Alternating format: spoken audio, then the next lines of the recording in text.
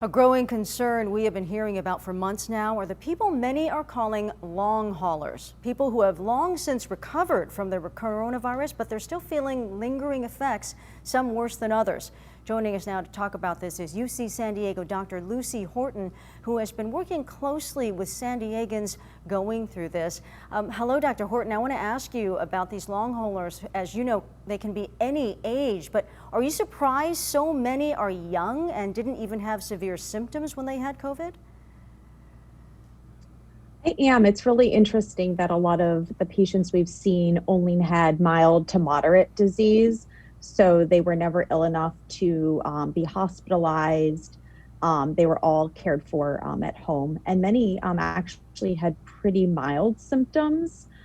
So we were quite concerned when we saw long-term lingering symptoms in a lot of them, many of whom had no underlying conditions and previously were relatively healthy young adults.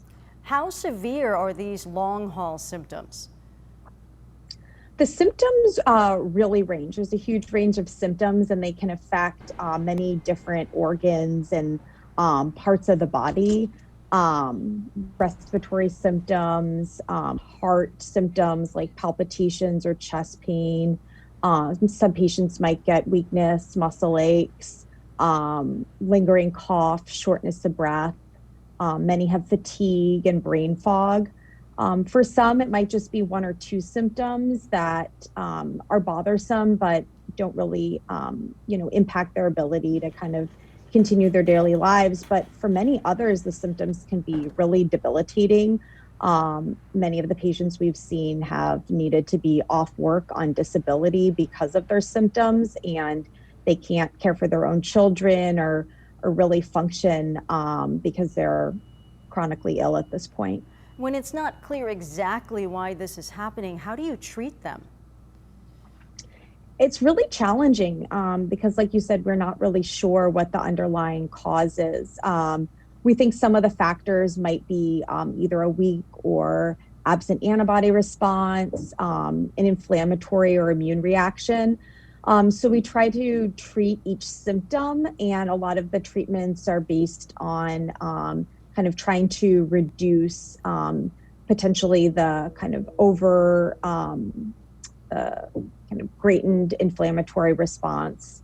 And unfortunately, we just don't have a lot of targeted therapies for these long-term symptoms. So a lot of it's just symptomatic management at this point. Can you give folks a sense of just how many people, what kind of percentage we're talking about, just to understand how serious this could be for work and people? You talked about sometimes it's debilitating. If you have a lot of people who are going through this for a long period of time, that could turn into a public health crisis.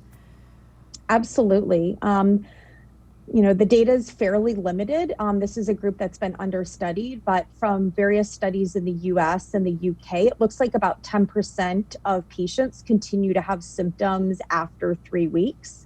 And a subset of that will continue to have symptoms 3 months or longer. And when you think about just the great number of people in the United States who've been infected at this point, we are looking at a potential health crisis. And I think we need to prepare for the challenges that these patients will bring. And at this point, it's too early to know whether these symptoms could be permanent or whether they will eventually abate again, maybe a while down the line. Yeah, we really don't know. As you know, we've only been familiar with this virus for a year now, but based on studies of SARS and MERS and some other human coronaviruses, we know that long-term effects can last at least 3 years and longer. Wow. What do you want young people in particular to know and to think about? Because many, they're strong and they're vigorous. They may not have any underlying conditions. They may think, even if I catch COVID-19, I can just shake it off and I'll be fine. What do you want them to know now that you're seeing so many who are suffering from this? I think I'd really like them to realize that although they may not have a severe infection, they may not be hospitalized, go to the ICU, they certainly have a very low risk of death. There are, these long-term symptoms, and they can really affect them. And it doesn't matter if they're young and healthy, they could have chronic COVID symptoms. And I just don't think that people are thinking about that when they're taking risks and deciding to not follow public health guidelines. Dr. Lucy Horton, we really appreciate your insights. I know this is still a new area of study, so we'll be eager to see what more you discover. Thank you again. Thank you so much.